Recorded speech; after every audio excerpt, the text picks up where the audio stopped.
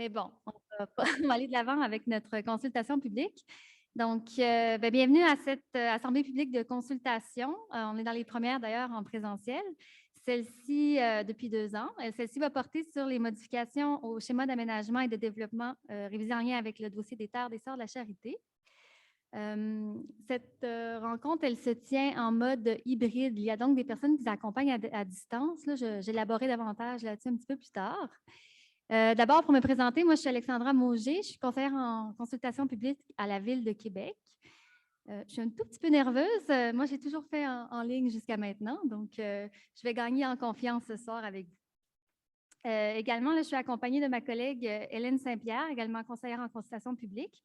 Elle va s'occuper d'accompagner les gens qui sont avec nous via le webinaire. Puis, en support, en salle, j'ai aussi ma collègue Hélène Rioux. Parmi les intervenants ce soir, on compte sur la présence de Mme Marie-Pierre Boucher, là, qui est présidente de l'agglomération de Québec, également membre du comité exécutif responsable de la planification de l'aménagement du territoire. On a aussi Mme Isabelle Roy, qui est votre conseillère municipale là, dans le district de Robert-Gifford. Il me semble avoir M. Melançon également avec nous ce soir. Merci d'être parmi nous. Et enfin, on compte là, la présence de M. Guillaume Langevin qui va nous s'occuper de faire la présentation sur les modifications réglementaires. Il est conseiller en urbanisme. Et également M. Mathieu Rousseau, qui est directeur des affaires territoriales au ministère de l'Agriculture, des Pêcheries et de l'Alimentation. On a quelques autres d'autres personnes là, qui sont parmi nous ce soir qui pourront compléter si on avait des questions. Donc, la séance d'aujourd'hui, la séance de ce soir, là, elle vise vraiment à informer les citoyens du projet de modification au schéma d'aménagement et de développement pour répondre à la demande du gouvernement du Québec. Donc, comme vous savez, là, il y a un décret ministériel, on élaborera davantage plus tard, mais un décret ministériel là, pour la mise en œuvre là, du projet qui est présenté ce soir. On va également chercher à répondre le plus possible à vos questions et recueillir vos commentaires. Et juste un petit rappel qu'il s'agit d'une consultation qui est tenue obligatoirement en vertu de la loi sur l'aménagement et l'urbanisme. À la séance de ce soir, on n'est pas très nombreux, mais pour que vous sachiez, il y a eu un communiqué de presse qui a été diffusé. On a également fait la promotion de cette séance là, via le site web. On a également fait des invitations aux gens, aux citoyens là, qui résident proches du projet. Et la présentation de ce soir, elle est enregistrée et elle sera disponible en ligne dès demain là, sur la même page web du projet, ainsi que les présentations PowerPoint qu'on va faire ce soir. Comme j'ai mentionné un petit peu plus tôt, on est en séance hybride, c'est nouveau à la Ville de Québec. On est encore un petit peu en mode test, donc il se pourrait qu'à certains moments, je vous demande un petit peu votre patience. C'est d'ailleurs, c'est ma collègue Hélène qui accompagne les gens sur le webinaire. Combien de gens nous accompagnent ce soir, Hélène? Alexandra, nous avons présentement 19 participants. Parfait. Quand même. Quand même. On a donc environ 25 citoyens là, qui nous accompagnent ce soir. C'est bien. Pour le déroulement de la soirée, on va avoir déjà un mot de bienvenue. On va avoir aussi les présentations du projet. Et enfin, là, on aura une période de questions et d'échanges au cours de laquelle on va alterner les questions entre les citoyens en salle et les citoyens qui nous accompagnent à distance. Et voilà. Donc, j'inviterai Mme Boucher à ouvrir la séance de ce soir. C'est pas moi qui... Je cherchais comment ouvrir le micro. Bonsoir. Donc, en fait, merci d'être présent. On disait qu'on avait à peu près 25 personnes de présentes. C'est intéressant pour nous d'avoir cette fonction hybride-là qui permet, oui, aux personnes qui peuvent se déplacer d'être là, mais aussi à ceux qui peuvent seulement le prendre en ligne, de continuer à être ici et pouvoir poser leurs questions, pouvoir échanger, donc pouvoir avoir les réponses à leurs questions finalement. Donc, je déclare la rencontre ouverte. Parfait, merci beaucoup. Alors, dans un premier temps, on va avoir M. Rousseau qui va faire sa présentation sur le projet d'Agroparc. Donc, ça va me prendre une petite seconde. Je vais juste la mettre. Vous pouvez y aller, M. Rousseau. Bien, merci. Bien, merci beaucoup. Puis, bonjour à tout le monde qui sont en présence et ceux en ligne. Je vais faire une courte présentation là, du projet d'Agroparc. En fait, la modification du schéma d'aménagement dont il est question aujourd'hui s'inscrit évidemment dans un projet beaucoup plus large là, dont il a été abondamment question sur un parc d'innovation agricole sur les terres des Sœurs de la Charité. Donc, là, je vais essayer mon... Parfait. Donc, rapidement, le contexte, en fait, bon, le gouvernement a clairement énoncé sa volonté de préserver la vocation agricole des terres dans le secteur de Beauport là, pour les générations futures. On sait que c'est un territoire agricole unique, exceptionnel, de très bonne qualité pour la pratique de l'agriculture. Donc, notre objectif, c'est évidemment de les mettre en valeur à des fins agricoles par le biais d'une approche participative, autant avec les citoyens que des partenaires dont plusieurs nous ont fait part de leur intérêt à participer au projet. Ultimement, on souhaite que ça devienne une vitrine agricole d'exception en milieu urbain. Pour la Ville de Québec, mais plus largement pour le Québec aussi dans son ensemble. On veut que ce soit un concept intégrateur. Je vais revenir dans la diapositive suivante, qui est dédiée à une agriculture novatrice, durable, qui est tournée vers l'avenir. Donc, quand on parle d'un projet de parc d'innovation ou l'agroparc, on a une diapositive ici qui explique un petit peu le concept préliminaire qu'on a en tête. Évidemment, c'est un concept qui va être appelé à se raffiner au fil des consultations puis de la participation de nos partenaires aussi. Donc, quand il est question de parc d'innovation, en fait, on fait référence à différentes fonctions de l'agriculture qui vont cohabiter au sein d'un même site. On pense par exemple au développement de créneaux agricoles. On pourrait avoir des parcelles qui sont dédiées à de la relève agricole. Il pourrait avoir des parcelles d'agriculture commerciale. Évidemment, potentiellement des parcelles de recherche et d'enseignement aussi, notamment, par exemple, avec nos partenaires, comme pourrait l'être l'Université Laval.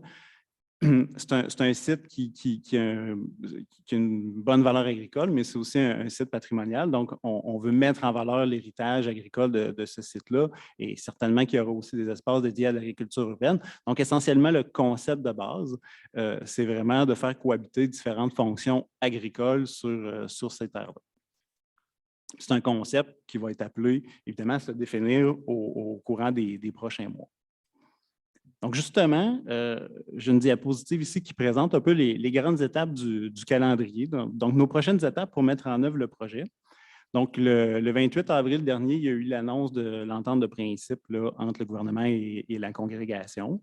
Depuis ce temps-là, du côté du ministère, on a commencé à se structurer pour réaliser le projet. Donc, on est en train de mettre en place une équipe de projet. Notre souhait, c'est de procéder à l'acquisition formelle des terres au courant de l'été 2022, donc possiblement autour du mois d'août 2022, pour ensuite, là, à l'été, mais surtout à l'automne, je dirais, préparer des consultations plus larges sur le développement du site, sur le développement de l'agroparc, pour arriver à l'automne, mais peut-être davantage même au début de l'hiver 2022, à faire des consultations publiques sur le projet. Aujourd'hui, on est davantage, peut-être pour clarifier pour les gens, sur la portion là, qui va demeurer la propriété des Centres de la Charité, mais il y aura une deuxième phase de consultation plus largement sur le projet de parc d'innovation. Et enfin, je dirais autour de 2023-2024, embarquer davantage dans la réalisation du projet en tant que tel.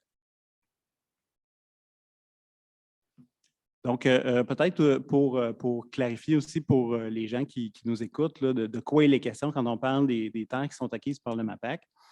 En fait, l'ensemble de la propriété des Centres de la Charité, c'est 215 hectares, puis le MAPAC en acquiert 203 sur les 215. Donc, on voit à l'écran il y a 5 blocs de terre qui sont acquis par le MAPAC. Vous avez la portion là, autour de la maison généraliste, au sud de la rue du Vignoble. Vous avez la portion entre la rue du Vignoble et le boulevard Louis XIV. Il y a deux autres portions de terre un petit peu plus loin aussi sur Louis XIV quand on s'en va vers Beauport. Puis vous avez une 5e portion là, qui est juste après la rue Blanche-la-Montagne. Vous avez aussi un bâtiment qui fait partie de la transaction. Il y a un bâtiment là, qui est situé sur Louis XIV qui fait partie de la transaction avec la congrégation. Puis, il y a un 11,68 hectares qui est l'objet de la consultation publique d'aujourd'hui, qui va demeurer la propriété des Sœurs de la Charité. Puis cette superficie-là va être intégrée au périmètre d'urbanisation de la Ville de Québec, de l'agglomération, puis exclue de la zone agricole. Donc, c'est la portion en bleu, en fait, sur l'image que vous avez à l'écran. Sur cette superficie-là, en fait, du 11,68 hectares, je dirais qu'il y a environ la moitié qui sont occupés par la maison généraliste, puis le stationnement, puis le chemin d'accès qui y mène. Puis vous avez une autre moitié, environ 6 hectares, qui sont les terres là, qui constituent la zone tampon autour. Et ces terres-là vont demeurer aussi la propriété. Cette portion-là va demeurer, tout ce secteur-là va demeurer la propriété des Sœurs de la Charité et va être utilisé pour la poursuite de leur mission. Et c'est l'objet, effectivement, de la consultation publique, de la modification du schéma qu'on a aujourd'hui. Donc, essentiellement, c'était ça la mise en contexte que je voulais vous faire. Puis je vous laisse sur peut-être la diapositive la plus importante, en fait. Je suis conscient que c'est très préliminaire ce qu'on vous présente aujourd'hui. Et il y a certainement des questions, des commentaires, des idées. Déjà, on en reçoit beaucoup. Donc, on a une adresse courriel, puis je vous invite à ne pas hésiter à nous écrire. Vous avez des questions, des préoccupations, des inquiétudes dont vous voulez nous faire part. N'hésitez pas, ça va nous faire plaisir de vous répondre. Donc, l'adresse, je vous la donne, c'est agroparc@mapac.gouv.qc.ca. Donc, vous pouvez nous adresser des questions à cette adresse-là et ça nous fera plaisir d'y répondre aussi, en plus évidemment des questions que vous pourrez nous poser ce soir. Parfait, merci beaucoup, M. Rousseau. Donc, vous aurez compris, c'est ça l'objet de la rencontre de ce soir, ne porte pas principalement sur l'agroparc à venir, qui manifestement va être un projet très intéressant, mais bel et bien là, sur la portion qu'on vous a montrée tout à l'heure. Donc, à cet effet, pour la mise en œuvre là, de cette portion de ce grand projet, disons, je vais inviter là, mon collègue, M. Langevin, à faire une présentation là, du projet de modification réglementaire nécessaire pour... comment il va vous expliquer là, pour l'intégration de... Oui, OK. Bien ça. De ce périmètre-là au périmètre urbain. Ça fonctionne. Pas de pépin technique, ça va bien.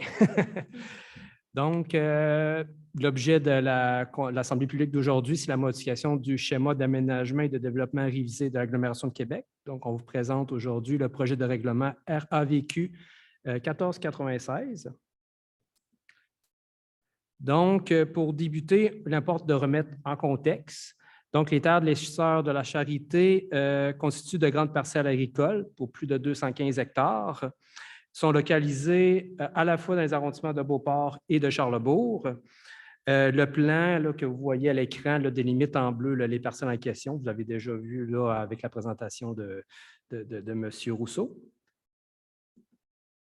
Le projet d'agroparc du gouvernement, c'est ça, sur les parcelles là, acquises, là, le gouvernement souhaite réaliser un projet d'agroparc. Donc, c'est un projet d'innovation visant à mettre en vitrine des pratiques novatrices en agriculture et de promouvoir l'autonomie alimentaire. On parle d'une acquisition de plus de 200 hectares. En fait, tel que précisé, c'est 203 hectares qui sont acquis sur les 215 hectares que comptent actuellement les terres des Sœurs de la Charité. La différence entre le 215 et le 203 hectares acquis, ça représente le site de la maison généraliste qui est représenté en rouge là, sur le plan de la diapositive. Donc, le gouvernement souhaite consulter la population, les acteurs concernés concernant le projet d'agroparc et ces consultations doivent avoir lieu au courant des prochains mois. La modification réglementaire qu'on présente aujourd'hui concerne le site de la maison généraliste et la bande de terrain au pourtour. Donc, il s'agit là, en fait, c'est le territoire qui n'est pas visé par le projet d'agroparc. Ce site est localisé dans l'arrondissement de Beauport, plus précisément dans le quartier du Vieux-Moulin. Le site de la maison généraliste ainsi que la bande de terrain au pourtour, la fameuse zone tampon telle qui a été nommée là, précédemment, demeure propriété des Sœurs de la Charité. Donc, ce territoire-là, précis, bien délimité, fait plus de 10 hectares. Précisément, c'est 11,68 tel que mentionné. Pour ce territoire-là, bien précis, qui n'est pas ciblé par le projet d'agroparc, il y a un décret gouvernemental qui sera adopté par le Conseil des ministres incessamment au cours des prochaines semaines. Et ce décret va viser l'exclusion du territoire agricole de ce territoire-là précis là, de la maison généraliste et de la parcelle de terrain au pourtour. Tout d'abord, avant de vous donner les détails sur les éléments de la modification réglementaire, je vais vous présenter le schéma d'aménagement et de développement de l'agglomération de Québec. Il s'agit de l'outil de planification de l'agglomération de Québec qui regroupe les villes, bien évidemment, de Québec, mais également d'Ancienne-Lorette et de Saint-Augustin. Ce document, cet outil est rentré en vigueur le 7 février 2020, donc il est relativement jeune.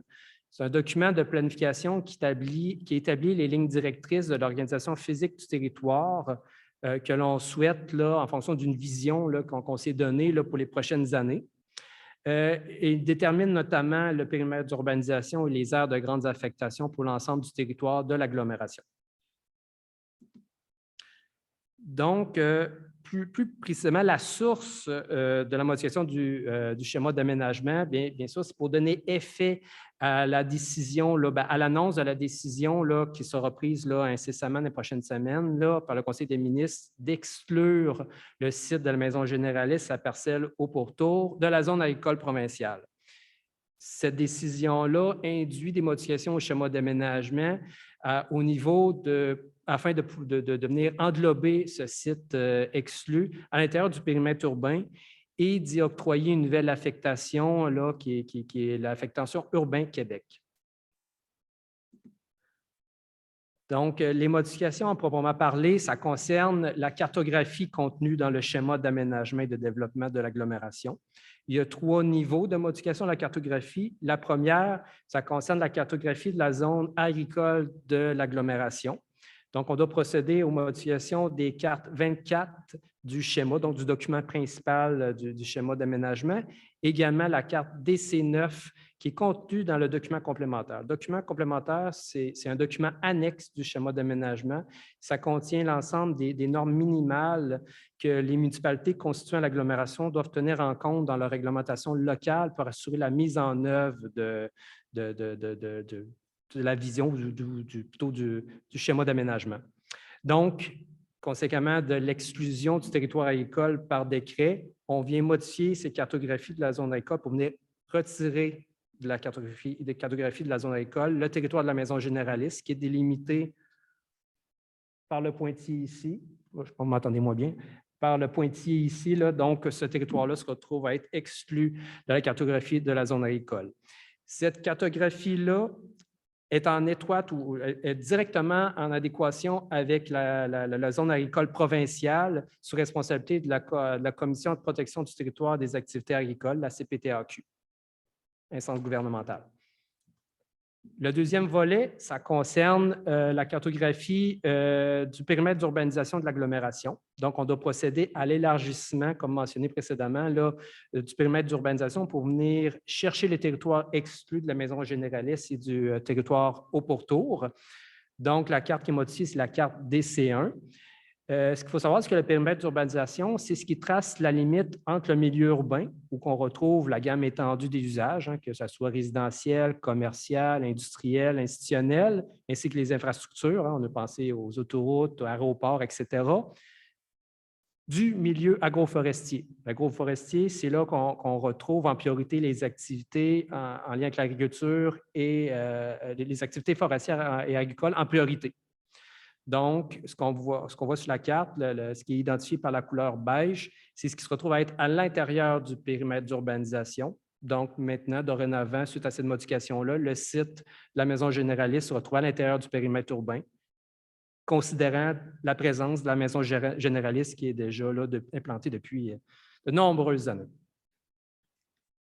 Troisième et dernier volet, ça concerne la cartographie des aires d'affectation. Donc, on doit procéder conséquemment à l'agrandissement du périmètre d'urbanisation, mais à l'agrandissement de l'aire d'affectation urbain Québec, à même l'aire de grande affectation agriculture qui est réduite d'autant. C'est la carte 37 qui est modifiée. L'affectation urbain Québec, ce qui couvre actuellement la majorité du territoire de l'agglomération, donc c'est l'affectation qui est le plus prépondérant. C'est ce qui représente le milieu urbain bornant actuellement le site de la Maison généraliste. Donc, tout le milieu urbain qu'on retrouve à l'ouest de la Maison généraliste, c'est déjà cette affectation qu'on y retrouve. Ce qu'il faut savoir, c'est que l'affectation urbain Québec, ça regroupe les quartiers à dominante résidentielle. indépendamment de la typologie, du gabarit, que ce soit des milieux unifamiliales, faible densité ou des milieux à plus fort gabarit et de plus haute densité résidentielle, ça l'inclut, ainsi que les noyaux commerciaux locaux et divers commerces qu'on retrouve sur les territoires en milieu résidentiel. La présente diapo vous présente l'échéancier ou le cheminement de la modification réglementaire. Donc, le 4 mai dernier, il y a eu adoption du projet de règlement par le Conseil d'agglomération. Aujourd'hui, 25 mai, se tient l'Assemblée publique de consultation sur ce projet de règlement, donc en mode hybride, tel que mentionné, autant en présentiel qu'en virtuel. La prochaine étape est tributaire de l'adoption du décret pour l'exclusion agricole par le Conseil des ministres, mais suite à cette adoption-là, il y aura le Conseil d'agglomération procédera à l'adoption du règlement avec ajustement s'il y a. Donc, ça, il est prévu au courant de l'été, soit en juin ou en juillet. Là, on est tributaire, comme mentionné, de l'adoption du décret. Et suite à cette adoption-là, il y aura transmission au ministère des Affaires municipales et de l'Habitation pour approbation pour permettre l'entrée en vigueur. Cette étape-là, qui est la dernière étape, est prévue également au courant de l'été. Donc, je vous remercie pour votre écoute, puis je laisse la place à Alexandra pour la prochaine étape. Parfait, merci beaucoup. Donc, on est déjà rendu à la très attendue période de questions et des commentaires. Pour ce qui est des gens qui nous accompagnent en salle, je vais vous demander si vous aviez des questions ou des commentaires. Il ne faut vraiment pas hésiter, juste à vous approcher en fait du micro là, qui est ici au milieu. Sinon, on a des gens qui nous accompagnent en salle là, qui peuvent nous envoyer des questions là, via un outil. Hélène, est-ce qu'on a des gens qui sont présents par téléphone? Non, Alexandra. Parfait. Ce jour, non, nous avons D'accord. personne. Alors, les gens qui nous accompagnent là, par le webinaire, les gens qui sont en ligne avec nous, vous pouvez en fait écrire vos questions là, dans un outil qui s'appelle Q&R. Là, normalement, vous le trouvez en bas de l'écran de votre ordinateur ou bien sinon là, dans les options dans le cellulaire. Si jamais là, vous souhaitez, vous pouvez aussi vous exprimer à voix haute. Il faudrait juste demander votre tour de parole en levant la main. Puis à ce moment-là, ma collègue va vous donner le droit de parole. Donc, je pense qu'on est encore en alerte quelconque. D'accord, alors on peut débuter là, cette séance de questions. Oui, monsieur, je vous inviterai à vous approcher au micro. On va aussi, je précise, on va alterner un petit peu les questions des gens en salle avec les gens en virtuel. Allez-y. Ça va être un peu des commentaires aussi. Mon nom est Marc Gosselin, résident du 3374 Saint-Samuel, où la bande qui est exclue du fameux territoire dont on parle. J'en sais un petit peu plus là, en vous ayant écouté. Par contre, je vois assemblée de consultation, mais je vois que dans la consultation, il y a beaucoup de chemin de fait déjà, là, en voulant dire, il y a déjà tel règlement, tel règlement, tel règlement. Moi, ce qui m'a attiré au début, quand j'ai eu l'invitation de Mme Moser, c'est qu'on disait, dans le cadre de cette entente, les Sœurs de la Charité conserveraient approximativement 10 hectares de terrain qui correspond aussi de la maison généraliste et une bande de terrain autour de cette dernière, comme vous avez mentionné. Il est donc requis. Là, au début, moi, pourquoi il est requis? Qui a décidé que c'est requis? Première question. Je suis novice, là. Je ne suis pas un avocat, je ne suis pas un notaire. Là. Il n'y a pas de problème, on est là. Je vous dis ça de même. OK, requis. Il est donc requis d'inclure cette parcelle à l'intérieur du périmètre urbain afin de pénaliser la fonction résidentielle existante de ce site. Bien, cette parcelle-là, tant qu'à moi, elle est agricole présentement. Elle n'est pas résidentielle, comme je la vois. Ils cultivent en arrière. Ça fait que. Puis là, je me disais à ce moment-là, j'ai déjà assisté à une conférence dans le passé, dans le temps que c'était M. Dallaire qui voulait faire un développement, puis ainsi de suite. Il y avait un représentant, je sais qu'il y avait le député provincial qui était là aussi, mais à un moment donné, il y avait M. Bédard, qui est propriétaire des fermes en haut, qui disait qu'il y avait des catégories de terre. OK, peut-être vous savez, là, de la MAPAP, les catégories 1, 2, 3, 4, 5, 6, 7. Et c'était catégorisé de catégorie 2 sur 7. Autrement dit, c'était quand même, vous l'avez mentionné aussi tantôt, des très bonnes terres agricoles. Ça fait que je ne vois pas pourquoi cette partie-là qui est exclue ne deviendrait pas une bonne devient plus une bonne partie agricole à quelque part, parce que là, vous le mettez en urbain, là, schéma urbain, mais c'est quoi qui s'en vient dans le futur? Parce que moi, quand j'ai regardé dans le projet, je voyais des commentaires que j'ai pris dans le temps du journal Le Devoir.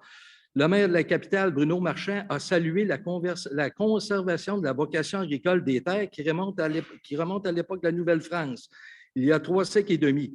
Donc, il reconnaît une valeur historique et patrimoniale. Que le 10 hectares soit là ou non, c'est toutes les mêmes terres, catégorie 2, exemple. C'est toutes des bonnes terres agricoles. Les Sœurs de la Charité qui subsistent demeurent à la maison généraliste de leur congrégation, pourront continuer de cultiver un lot de 8 hectares qui l'avoisinent. Nous sommes encore suffisamment de personnes pour l'utiliser encore un bon moment, a expliqué la mère supérieure. Donc, c'est là un petit peu que je vois, je ne connais pas les décrets, les ci, les ça, d'où l'urgence de ça. Peut-être les sœurs, plus tard, ont l'intention de vendre leur bâtiment avec les terres pour une autre application. Moi, c'est évident, quand je vois ça, je soupçonne beaucoup la ville de dire on va bâtir des résidences là. Évidemment, là, je m'attends à ça.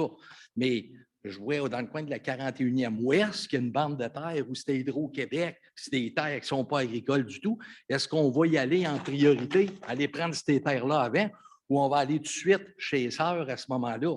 Puis quand je lis le document de la SAD, là, que je ne connaissais pas, vous me l'avez fait connaître, j'ai été voir ce que ça voulait dire. Je regarde ici, un moment donné, soutenir la croissance du développement de l'agglomération en mettant en valeur la richesse historique et écologique. Donc, le 10 hectares au gaz. Moi, c'est de même que je le comprends. Ensuite de ça, je m'en vais plus loin. Les grandes orientations d'aménagement du développement, capital durable, valoriser et préserver le patrimoine et milieux d'intérêt. Même le même Marchand le disait, c'est historique, le patrimoine fait 350 ans que les sœurs sont là pour cultiver. Ensuite de ça, j'allais à la page 31 du document. La valorisation et la préservation du patrimoine et des milieux d'intérêt implique pour la capitale durable un caractère écologique prépondérant, tout en se référant au patrimoine bâti et naturel. Cette grande orientation met l'accent sur la protection des éléments les plus sensibles afin d'en assurer la pérennité pour les générations actuelles et futures.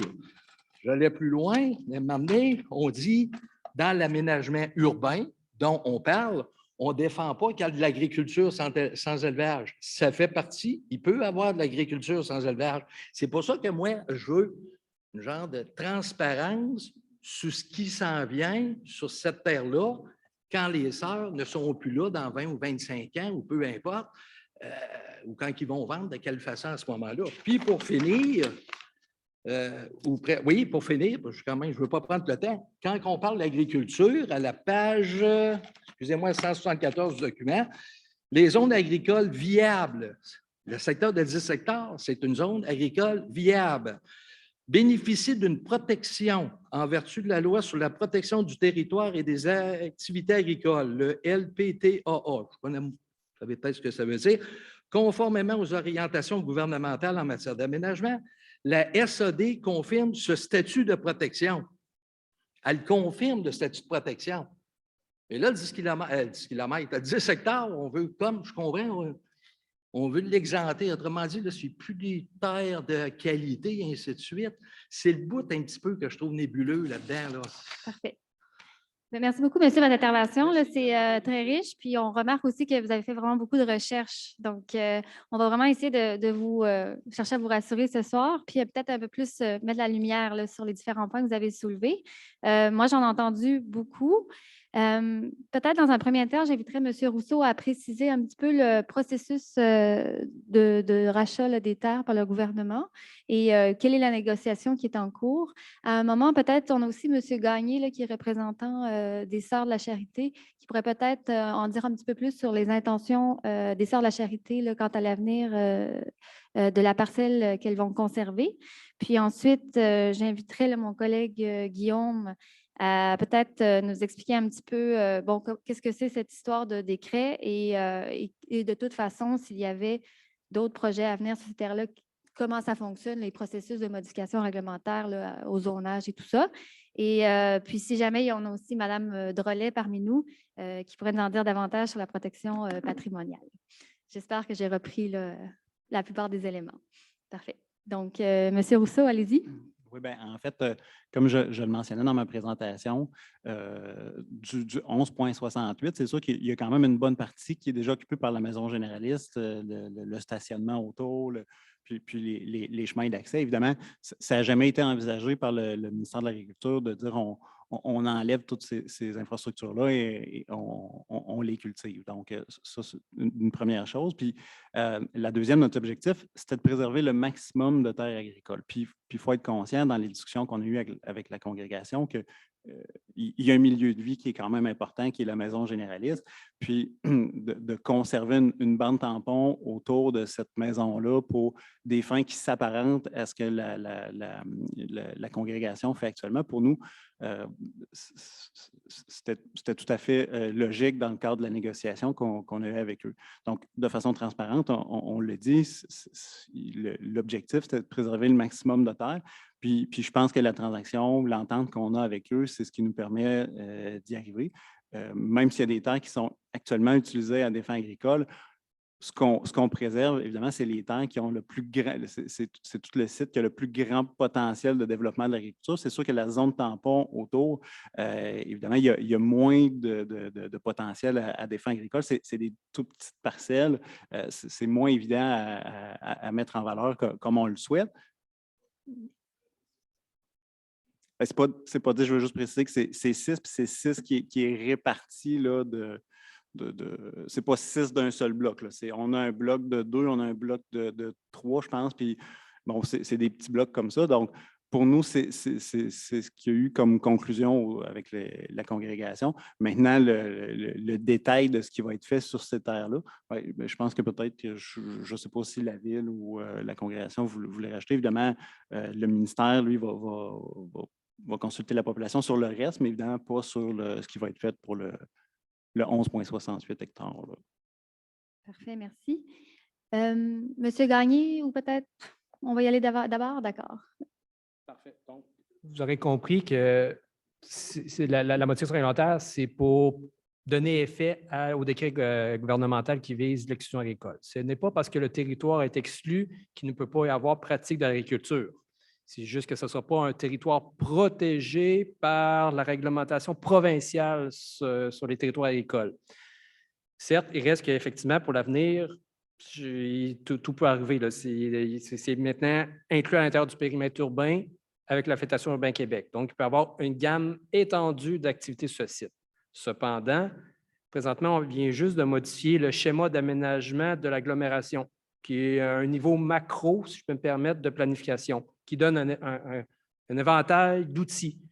Suite à ça, avant de savoir ce qu'il peut y avoir sur le site, il faudrait qu'il y ait un projet concret qui soit soumis, qui va enclencher ou nécessiter des modifications à d'autres niveaux, au niveau du plan directeur d'aménagement de la Ville de Québec, le plan d'urbanisme, et aussi également de la réglementation d'urbanisme, le zonage, communément appelé. Ça, présentement, il n'y a pas de modification, puis il n'y a pas d'horizon, parce que de toute façon, il n'y a pas de projet sur la table. Donc, présentement, il peut y avoir les activités agricoles peuvent continuer sur les fameuses parcelles au pourtour. Là. Il n'y a aucune contrainte de par les modifications réglementaires qui sont induites au niveau du schéma. Donc, je ne sais pas si ça répond à votre questionnement sur ce volet.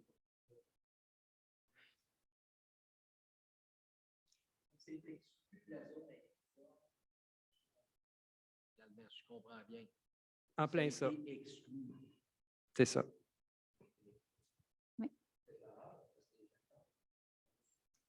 Oui.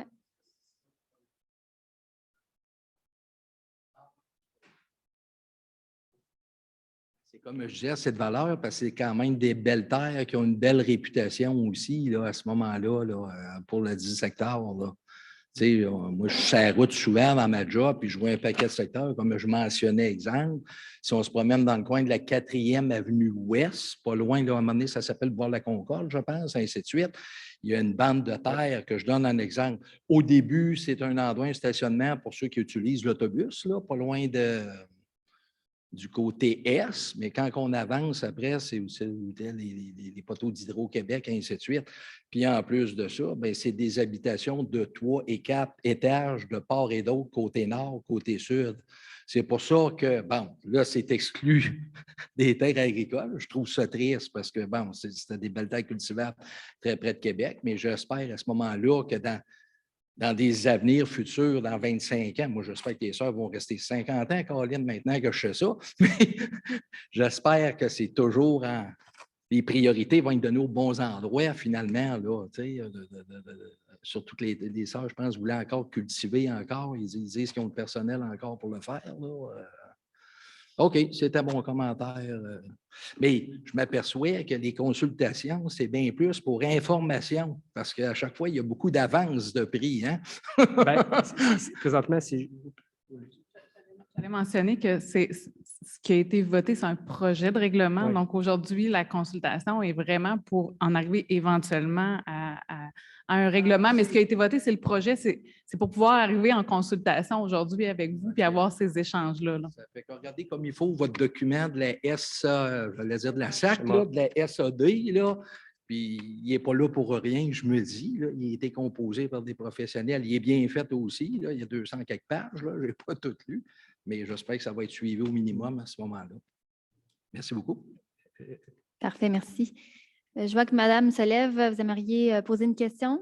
Ben, en fait, c'est un peu pas mal dans le même ordre d'idées.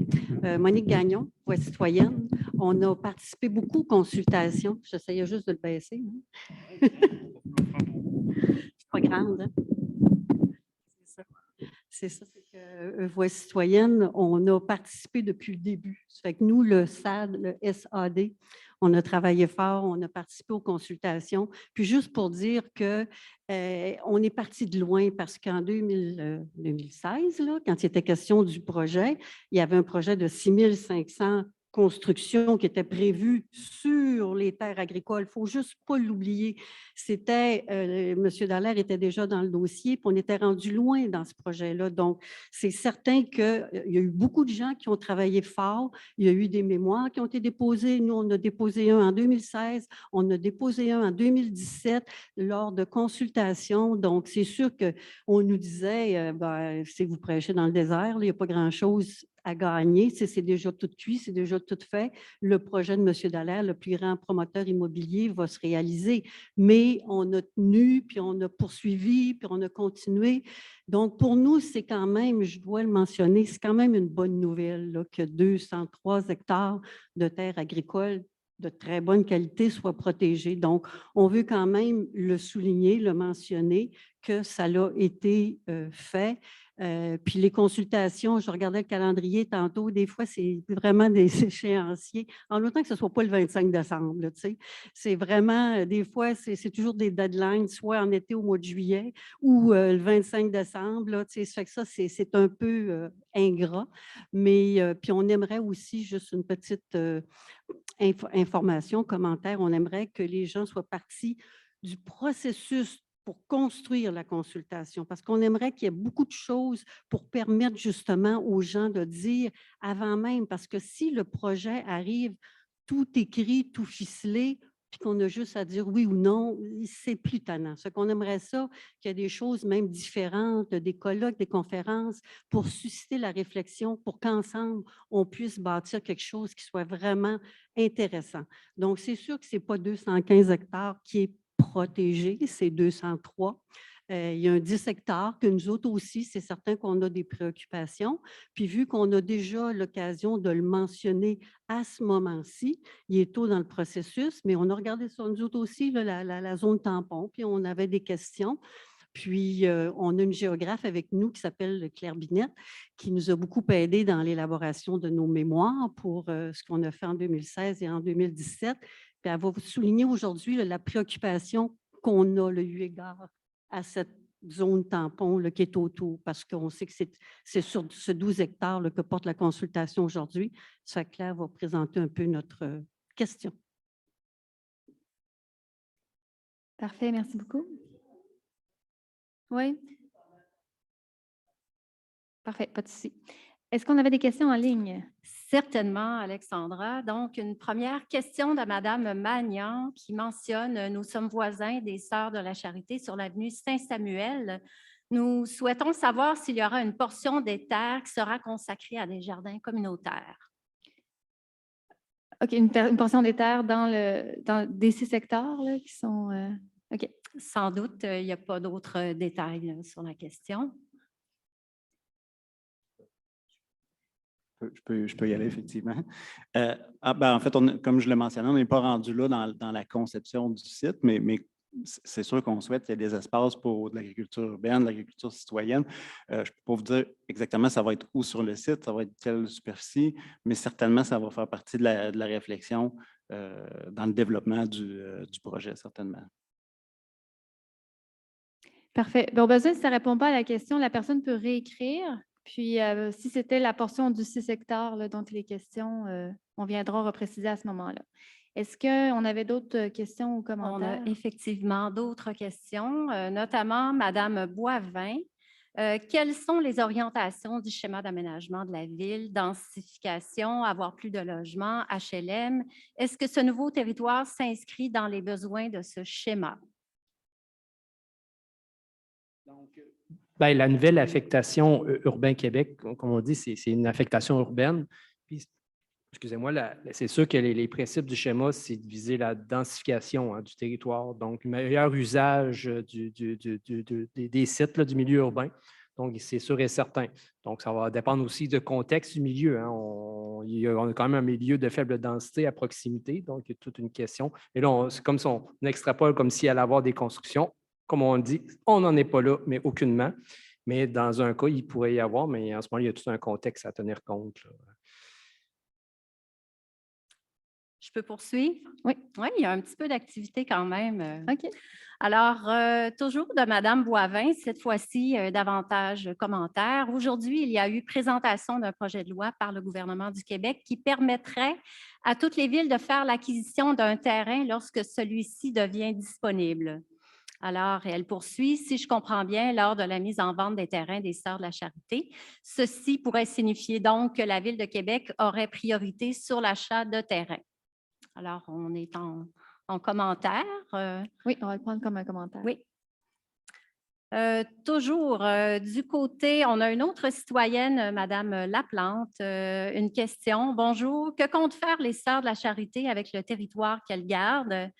Est-ce que ça pourrait devenir un développement résidentiel lourd? Donc, on voit là qu'il y a une même préoccupation. Là. Parfait. Monsieur Gagné, pouvez-vous... Monsieur Gagné, représentant des Sœurs de la Charité. Bonsoir tout le monde. Bien, écoutez, on n'a pas de... on est encore à l'étape de compléter la transaction, donc on n'a pas de projet spécifique de réfléchi encore pour le site. Si ce n'est que les religieuses ont décidé d'y demeurer pour, comme on dit, jusqu'à la dernière et en font leur lieu de résidence principal. Donc, vont conserver le site dans cet esprit-là. Et si jamais il y a quelque chose qui se passe là, c'est sûr que ça va être en harmonie avec leurs valeurs. Donc, qu'est-ce qui nous réserve l'avenir? On va dire, comme on dit, Dieu seul le sait. Mais on n'est pas rendu à définir de façon spécifique quelques projets que ce soit.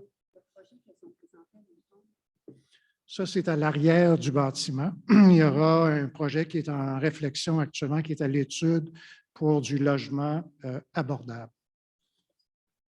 Comment? Personnes âgées, oui. C'est toujours dans le projet. On est en train de faire les études techniques autour de la façon d'aménager le projet dans le bâtiment. Parfait. Merci beaucoup, M. Gagné. Moi, j'en ai encore de mon côté. Alors, oui. Ah, ben, on peut peut-être en prendre une en salle, puis on reviendra à nos gens en ligne. Ouais. Bonjour, mon nom est Gabrielle Gagnon, résidente du 2605 rue Guillaume-Lepelletier, fait que je suis leur voisine directe dans l'entrée de dans la maison. Ouais. Fait que moi, les terres qui sont épargnées, c'est ma cour, c'est en arrière de chez nous.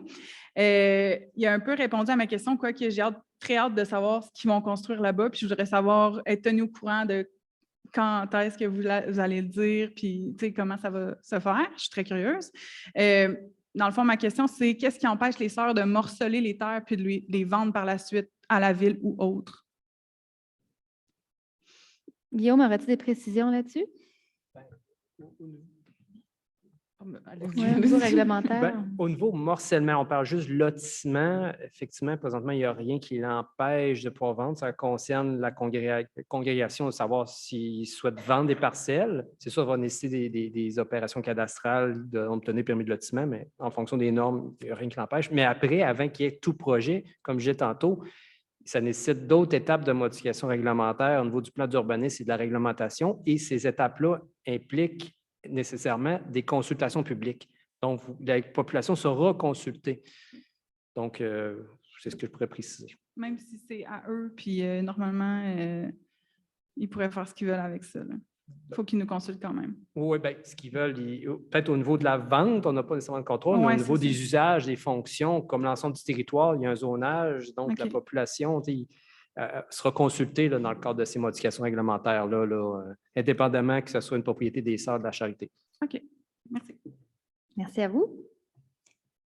Peut-être reprendre Oui, merci. Du côté de Mme Magnan, elle a fait une précision. Sa question ne concernait pas les 10 hectares que conservent les Sœurs, mais bien la portion des terres acquises par le gouvernement. Je vais enchaîner. Ceci dit, j'aimerais dire que nous sommes reconnaissants que les Sœurs aient cédé autant de terres au gouvernement pour la collectivité. La portion qu'elles conservent leur appartient et il me semble que c'est à elles et à elles seules de décider ce qu'elles veulent faire sur leur terrain. Bon. Parfait. Je pense qu'à ce moment-là, donc, on avait répondu à la question de Madame. Puis, merci aussi beaucoup du commentaire positif. Du côté de... Oui, allez-y. Allez-y. Bon. Parfait. On peut continuer alors avec les questions en ligne. Excellent. Du côté de Mme Raymond, c'est plutôt un commentaire. Une fois le 10 hectares qui sera inclus dans le périmètre d'urbanisation, la Ville pourra densifier selon son bon vouloir, y mettre des logements sociaux, comme l'a déjà mentionné le maire Marchand lors de la conférence de presse du mois dernier. Alors voilà, on avait aussi... Est-ce qu'on aurait des rectifications sur ça? Par rapport, en fait, le terrain va appartenir aux Sœurs de la Charité. Donc, la Ville n'a pas d'intention de racheter, densifier, faire des logements sociaux ou autre. Là. Ça va appartenir, l'entente est vraiment une entente pour les Sœurs de la Charité. Puis comme M. Gagné le mentionnait, ils veulent l'utiliser, ils veulent continuer leur vocation et c'est dans cet esprit-là actuellement que la proposition est faite. Là. Donc, on n'est pas dans une intention d'aller racheter pour pouvoir densifier. Ce n'est pas du tout l'intention du projet de la réglementation qui est en vigueur, en fait, qu'on vous présente aujourd'hui. Parfait. Merci beaucoup, Mme Boucher.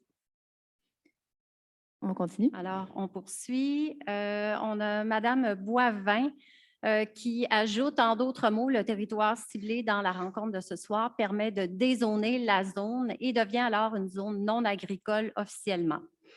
Nous avons également commentaire. Non, OK, Madame Laplante, c'est beau. Madame Raymond qui revient. Les Sœurs de la Charité et le maire Marchand ont mentionné leur désir de construire des logements sociaux. Où en sont leurs réflexions? Alors, c'est ce que M. Gagné parlait tout à l'heure. Alors, on a répondu. Alors voilà, de mon côté, là, pour le moment, ça fait le tour. Parfait, merci beaucoup, Hélène. Madame en salle, vous pouvez... Bonsoir. En fait, je voulais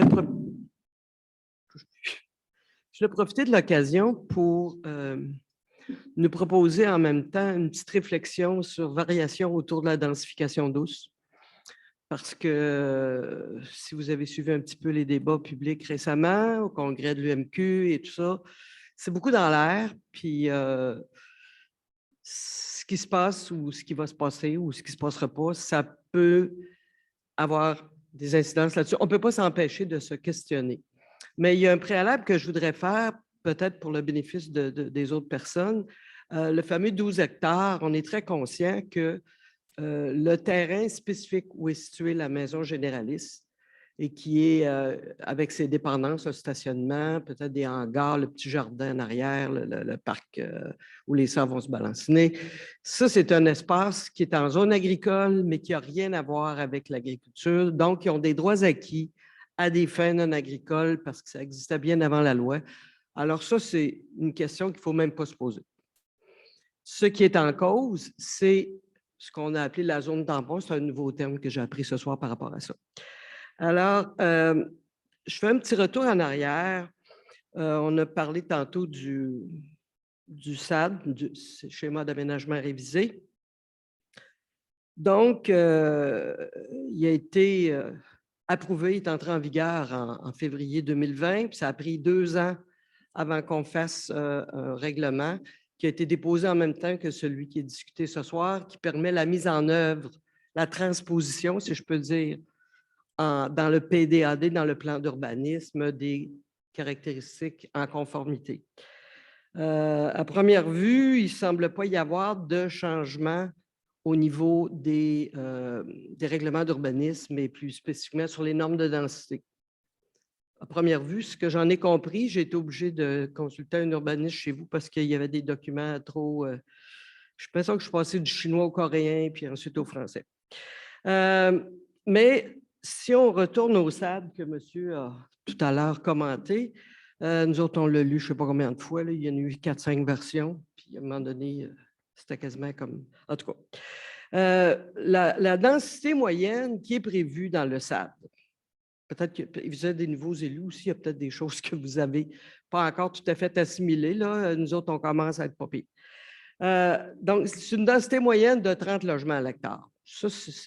En fait, c'est une moyenne parce que si on prend du développement résidentiel unifamilial ou en jumelé versus les tours de 8, 10, 12 étages comme il y a derrière le centre d'achat Carrefour-Beauport, hein, le florilège et tout ça, là, bien, c'est sûr que si on additionne la densité de l'un, la densité de l'autre, qu'on fait de moyenne, on arrive à peu près à 30. Mais dans la réalité, ce qu'on a trop souvent vu, et pas juste à Québec, là, dans les villes en général, ce que les entrepreneurs construisent, c'est de l'unifamilial ou à la limite un peu de jumelé, puis des fois des maisons rangées, puis des tours. Ce qui a amené M. Bonnardel, il n'y a pas longtemps, à dire « Ah, la densification, c'est une mode. C'est pas tout le monde qui est prêt à aller vivre dans une tour de 10 étages. » Bien, parce qu'entre les deux, on n'en parle pas, on n'en fait pas. Puis les villes ne se forcent pas à mettre ça dans l'action. Alors, c'est là-dessus que je vous amène la réflexion ce soir parce que ce n'est pas fini. Puis pas juste pour le directeur qui est là. Je profite de l'occasion. C'est la première fois qu'on a une chance de discuter en présentiel sur ces questions importantes. Alors, j'ai pris des notes. Puis d'ailleurs, quand on a travaillé sur le schéma, on a fait 2 mémoires, comme Monique le disait tantôt. À un moment donné, on avait eu une longue conversation téléphonique avec M. Duval, urbaniste à la ville. Je ne sais pas s'il était encore là. Je ne pense pas qu'il ait pris sa retraite, en tout cas. Il n'est pas ici, mais on non, oui, c'est est ça. présent. Non, mais M. Duval a été quand même quelqu'un qui a apporté beaucoup d'informations et tout ça. Et là, il nous avait expliqué que sur le territoire de la ville, dans les espaces considérés comme résidentiels, la catégorie qu'on a vue tantôt, le urbain, là, qui est essentiellement résidentiel, bien, il disait qu'à peu près 75 à 80 des superficies là-dedans, en termes de densité, c'était minimum de 15 logements à l'hectare. Ça veut dire un petit bungalow avec une piscine et un grand terrain. 80 du territoire de la ville. Madame, excusez-moi, je vais me permettre. Est-ce que votre question va concerner le territoire qui est à Oui, l'étude on va y soir? arriver. On va y arriver, mais c'est pour situer la réflexion dans le contexte général. C'est qu'à l'époque, on nous disait hey, on manque d'espace. Bien, Caroline, de bien augmenter un petit peu la densité, vous allez mettre plus de monde. Mais il n'y en était pas question. Puis à ma connaissance, il n'y a pas eu de modification aux densités depuis, parce qu'on vient juste de modifier le PDAD puis les règlements d'urbanisme, d'après ce que j'ai compris. Ça va venir plus tard. Alors, le discours actuel qui court sur la densification, bien, comme je dis, nous autres, ce qui nous intéresse, c'est les densités moyennes, entre 2 et 4 étages, avec des espaces communs, une certaine qualité de vivre ensemble, de la proximité de services, d'accès au transport collectif. Puis, dans le fond, des quartiers qui sont valorisés, qui sont beaucoup mis en exemple. C'est Limoilou, Saint-Sacrement, c'est des quartiers où il y a une qualité de vie. Mais les quartiers de bungalow à 15 logements à l'hectare, il n'y a rien à faire là. Il faut prendre l'auto pour aller partout. Alors, d'ailleurs, la proposition qui avait été faite dans le cadre du schéma par le CRAD, le Centre de recherche, de développement et d'aménagement de l'Université Laval, pour l'ensemble des terres des Sœurs de la Charité, à ce moment-là, on avait dit on va faire d'une moyenne du 40 logements à l'hectare. Imaginez-vous, 40. Mais ça, puis le maire Labo m'avait dit au tout début, ça va être la dernière place en ville où on va pouvoir construire des bungalows. Alors, on pouvait envisager qu'il y aurait des bungalows, qu'il y aurait un peu de maisons arrangées, puis de duplex. Et on disait qu'on allait faire aussi du logement des taux. Mais l'espace qui était déjà disponible pour des condos, il y en avait plus que nécessaire, mais il en rajoutait pareil, au cas où. Alors, dans le secteur qu'on va exclure de la zone agricole, n'est-ce pas? Tantôt, on a parlé de zone tampon, les sables vont cultiver encore un peu. En tout cas, oui, je veux bien. Mais il faut noter que tout le secteur environnant, le long de la rue Saint-Samuel, où habite monsieur puis madame, c'est du 15 logements à l'hectare dans ce coin-là. Puis c'est pas juste sur le bord de ce chemin-là, là, c'est 80 de l'espace autour. Là. Il y a une petite exception, la rue du Vignoble, où il y a une section où là, c'est maximum 30 logements à l'hectare. Ça veut dire que là, on peut construire un petit peu, on peut faire du duplex, du triplex, à la limite.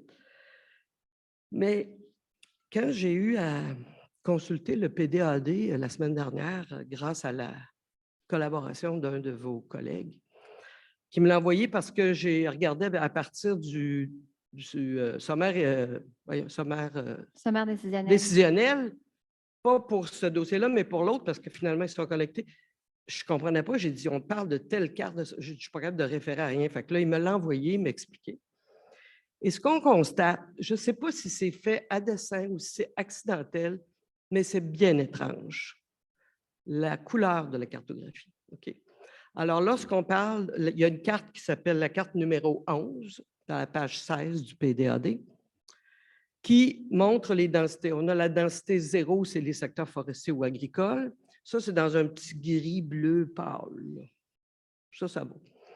Après ça, on a d'autres secteurs. Puis là, si je vais à l'autre extrême, les deux catégories de plus haute densité sont des couleurs très vivantes, là, comme vert olive foncé, puis une espèce de jaune un peu cacadois ou quelque chose comme ça.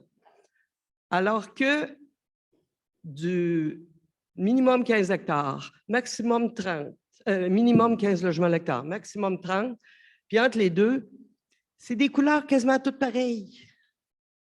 Gris pâle, Madame, beige pâle, je vous rose pâle. inviterais peut-être à Non, mais je vais y arriver. Je vais y au point de arriver. votre question. Non, mais c'est parce que c'est important qu'ils sachent. C'est des documents qui sont officiels, puis c'est à peu près illisible, incompréhensible. On a beau les agrandir à 400 %, on a de la misère à se retrouver. Ce ne serait peut-être pas une mauvaise idée de revoir ça, Mme Boucher. Mais est-ce que votre crainte, c'est lié à un futur développement résidentiel dans la Ce parcelle n'est qui pas est à une crainte, l'étude? c'est, je dirais, on ne peut pas s'empêcher de penser que c'est une possibilité.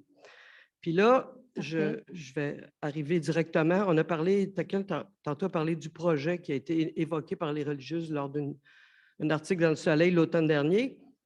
Ce qu'on en a compris, c'est que, bon, le projet est bien légitime. Il y a une aile du bâtiment qui voudrait réaménager parce qu'ils n'en ont plus besoin, puis qui a besoin peut-être un peu d'amour aussi, là, pour des fins de logement abordables pour des personnes âgées vieillissantes. Il n'y a personne qui peut être contre ça. Puis moi, je trouve ça c'est une super belle idée. Mais ce qui semblait se dégager aussi de ce propos-là, c'est qu'on n'a pas l'argent pour le faire. Puis, à l'époque, le montant qui était prévu ou envisagé pour la transaction avec le MAPAC, c'est à peu près celui de l'évaluation municipale. Puis, on s'est dit, bien, ils vont discuter. Puis là, ça fait des mois, 6 mois plus tard, on arrive encore avec l'évaluation municipale, mais là, on leur donne 8 hectares. Qu'est-ce qu'ils vont faire avec ça? On ne le sait pas. Mais il y a de l'argent à aller chercher là, éventuellement, là, s'ils n'en trouvent pas ailleurs. OK? Et si jamais il arrive qu'il y a des constructions là-dessus, on se demande quels seront les règles ou quelles sont les normes ou quel encadrement la ville va faire là-dessus.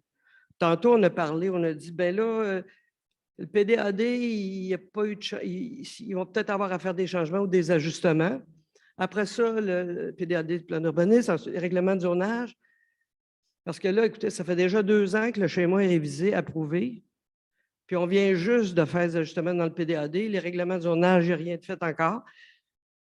Puis c'est marqué dans le document qui accompagne le PDAD, à la page 18, que la ville n'est pas obligée. Elle pourrait décider qu'elle échange les densités ou qu'elle ne les change pas. Mais le petit 15%, le petit 15 logements à l'hectare dont je parlais tantôt, il serait peut-être temps d'envisager de le remonter un peu, là. Puis on se demande s'il y a des constructions qui sont là, ça va-tu être du 15 logements à l'hectare comme il y a tout autour? Ça nous inquiète. Ça nous fatigue beaucoup. Puis en même temps, on ne souhaite pas que ce soit des tours de 22 étages, là, comme le Florilège. Non, il n'y en a pas 20, il y en a 10. Mais vous comprenez? Alors, quand je dis une réflexion sur la densification douce, là, on en est là. Et les densités, évidemment, on ne pourra pas parler de densité pour la maison généraliste. Là. Je veux dire, ils sont 200-300 là-dedans, c'est une bâtisse de 8 étages. C'est hors circuit, c'est autre chose. Moi, je prends pour acquis que c'est là, puis ça va peut-être se transformer, mais je veux dire, on va faire avec le bâti puis la configuration des lieux. Mais ce qu'il y a autour, peut-être que les sœurs vont faire du jardinage communautaire un petit bout, là, mais après ça, on ne le sait pas. Ce qui m'a un petit peu rassuré tantôt, c'est que je ne sais plus trop, peut-être M. Langevin qui a dit s'il y a des étapes ultérieures, on va consulter encore. Parce que de la façon dont les documents que j'ai lus étaient inscrits, ce n'était pas clair. Premièrement, la ville n'est pas obligée de modifier les affaires si elle veut. Puis si elle veut le faire, bien là, je comprends qu'en principe, elle devrait consulter. Fait que, en gros, ça fait le tour de mes préoccupations. Ben, en fait, pas juste les miennes, là, mais celles qu'on a évoquées. Puis je profite de l'occasion pour inviter la ville à reconsidérer la norme du 15 logements à l'hectare qui est sur 80 de son territoire. Ça pourrait aider beaucoup. Merci. Parfait. Merci beaucoup. On prend bien note. Madame Boucher. Bien, en fait, merci beaucoup. Je l'écoute, pas juste pour ce secteur-là. J'écoute et j'entends pour la réflexion à la grandeur de la ville. Là. Donc, oui, tout à fait. Tout à fait. Merci. Parfait. Je vois une main qui se lève à l'arrière. Je vais juste préciser, mais je comprends, madame, quand même que la question par rapport aux éventuelles modifications réglementaires qui seraient nécessaires pour des futurs développements ont été répondues. Oui.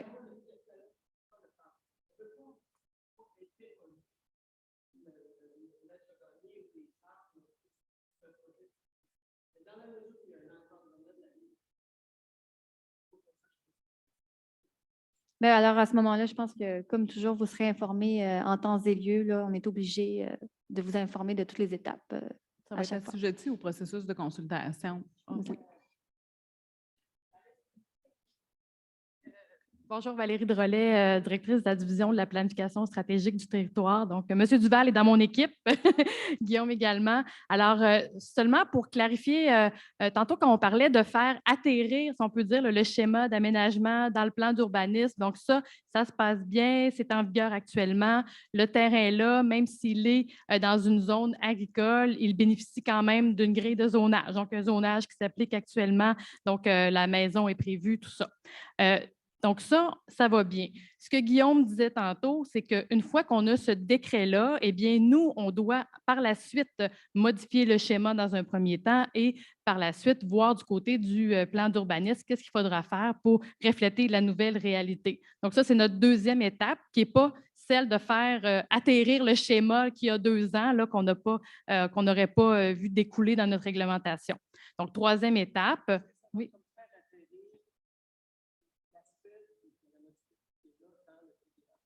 Exactement. Donc, on va le faire atterrir dans le PDAD. On comprend votre proposition sur la densité qu'on pourrait mettre de ce côté-là. Sinon, la journée où les sœurs auraient à déposer un projet qui ne serait pas conforme au zonage actuel, donc à ce moment-là, comme n'importe quel projet qui nécessite une modification au règlement de zonage, eh bien, nous, on doit faire une première évaluation. Les élus doivent dire est-ce qu'on est, dans un premier temps, en accord ou non avec ce projet de règlement-là. Et ensuite, on va en consultation publique. Et tout dépendant de l'importance de la modification du projet, eh bien, on a différents modes de participation publique qui sont prévus dans notre politique de participation publique. Donc, les citoyens seraient invités à participer à la consultation et pourraient donner leur avis sur les usages. Donc, qu'est-ce qu'on prévoirait comme usage là, mais aussi sur certaines normes, par exemple, de hauteur, de densité, de nombre de logements. Donc, on viendrait changer la grille de zonage si c'était le cas,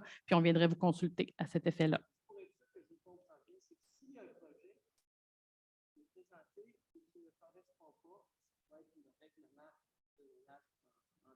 Oui.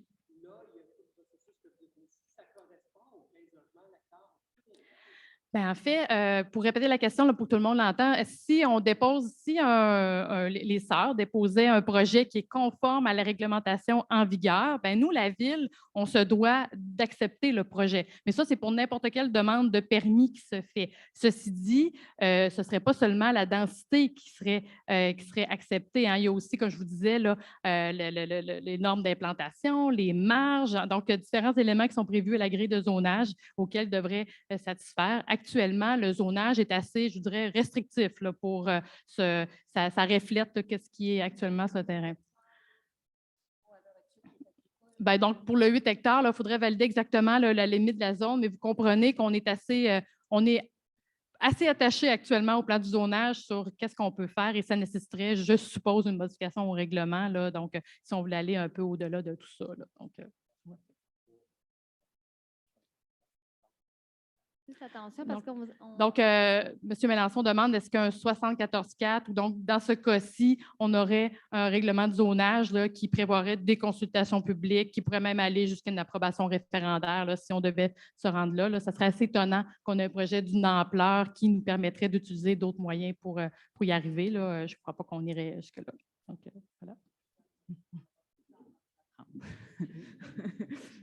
Parfait. Merci beaucoup des précisions.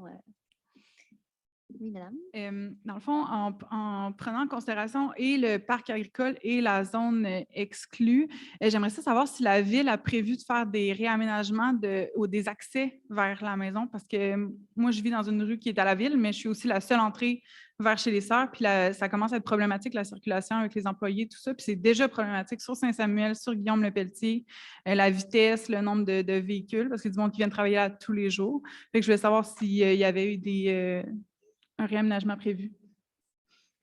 D'autres accès. Tu sais, il y en a une par en arrière qui est comme bloquée, mais on peut-tu la... Pour l'instant, il n'y a rien par rapport à ça, mais on prend note, là, puis on vous revient, on va regarder de notre côté. OK, merci. Merci. Je pourrais peut-être juste rajouter un petit élément de précision en lien avec, on va parler de PDAD, zonage tantôt.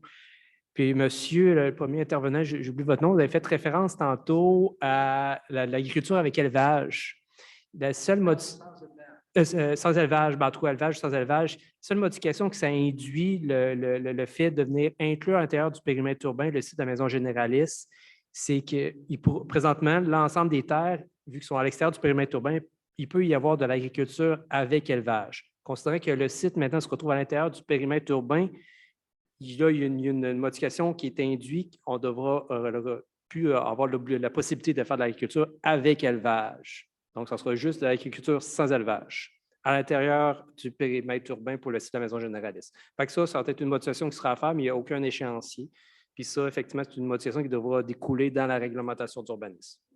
Mais les poules vont être possibles.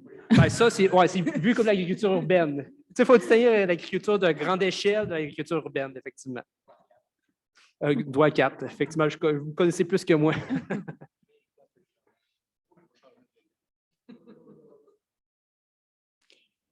Parfait. Donc, merci pour toutes ces précisions. Hélène, est-ce qu'on avait des questions en ligne? Encore de l'activité de mon côté, Alexandra. Donc, Madame Laplante qui souhaite avoir une précision de la part de Monsieur Gagné. Elle demande, les sœurs sont-elles en discussion avec le groupe d'Alaire ou un autre promoteur pour l'avenir de la zone tampon, même si elles n'ont pas de projet spécifique? La réponse est Bon. non. Alors- Il n'y aurait aucune discussion en cours de cette nature. Alors, merci pour la précision. Nous avons également Madame Julie Magnan. Est-ce que le deuxième accès qui est en ce moment non utilisé pour la maison généraliste sur l'avenue Saint-Samuel sera éventuellement ouvert et utilisé? Alors, on avait... La même réponse qu'on a Oui, donnée ben, tout c'est à ça, l'heure, on là, avait qu'on déjà, avait pris, oui. on prend en note et on va regarder de notre côté, là. Alors, on avait aussi un commentaire de la part de Madame Boivin en lien avec, je ne me souviens plus de votre nom. Bon, oui, vous. Elle me disait le parcours le parcours de bus 52 accessible sur Saint-Samuel pour tous les résidents à distance du marché du terminus Beauport. Alors, je pense qu'il y avait peut-être une petite précision en lien avec peut-être une affirmation là, qui avait été apportée. Alors, voilà, sinon, de mon côté, là, moi, tout est beau pour le moment. Oui, parfait. Bien, ma compréhension, c'est qu'on n'en est pas rendu à la planification routière avec la modification induite par le projet de ce soir. Donc.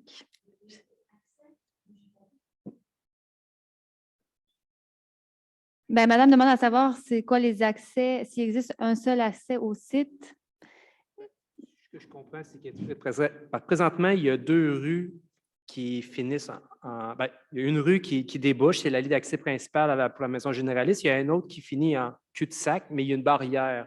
Fait que je pense que c'est une question de ces 2 rues-là, à savoir si la deuxième, localisée plus au nord. Non, je ne sais pas c'est quoi le nom de la rue, là. Oups, bon, je n'ai pas pris le bon bouton, bien sûr. Ici, là, c'est à savoir si elle pourrait devenir permanente, si avoir un accès.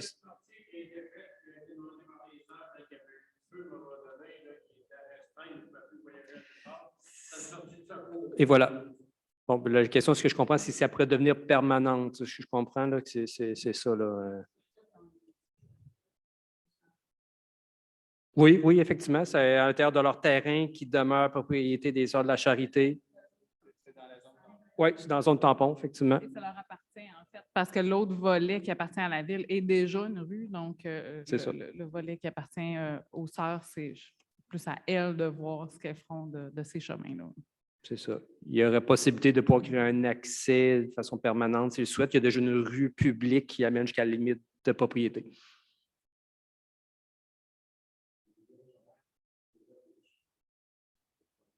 Ah, bon, voilà.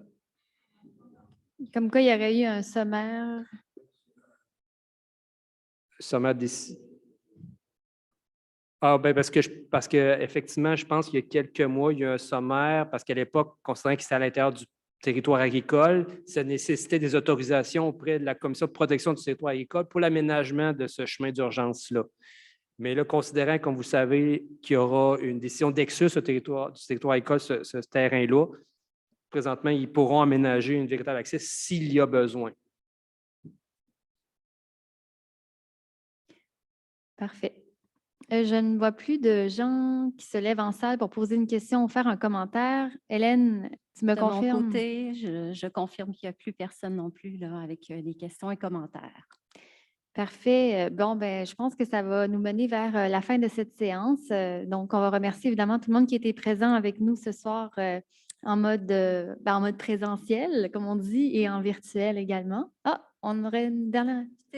Encore, pourquoi fonctionner par décret au lieu de passer par la CPTAQ? Je peux répondre? Oui, je vais répondre à la question. En fait, il y a une question de délai en arrière de ça. Évidemment, si on veut conclure la transaction rapidement puis mettre en œuvre le projet, il fallait utiliser le pouvoir de décret plutôt qu'une demande à la CPTAQ qui aurait pris beaucoup plus de mois à se réaliser. Parfait. Merci beaucoup. Peut-être, Madame Boucher, si vous vouliez conclure la séance de ce soir.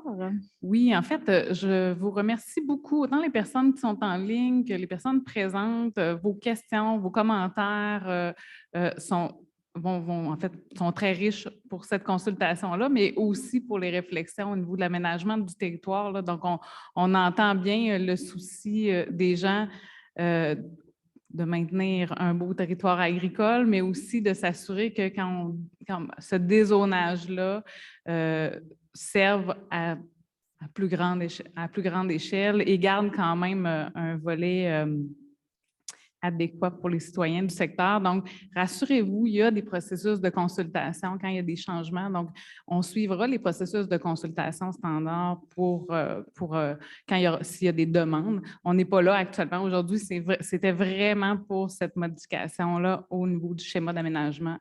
Donc, je vous remercie beaucoup. N'hésitez pas à renvoyer des commentaires en ligne. On a une période pour avoir d'autres commentaires en ligne ou non? Non, pas dans le cadre. En fait, dans le cadre de cette consultation publique-ci, on faisait ça seulement que ce soir même. Donc, désolée. Il n'y a pas de souci, mais par contre, évidemment, tous les commentaires et les questions de ce soir là, vont faire l'objet d'un rapport là, qui sera rendu public. Voilà. Parfait. Et il y aura un beau projet d'agroparc qui s'en vient et que la population sera consultée aussi pour l'appropriation de ce beau projet collectif-là. Et même dans le plan de consultation, à voir. Merci. Parfait. Ça va conclure la soirée. Merci beaucoup à tous et à toutes. Bonne soirée.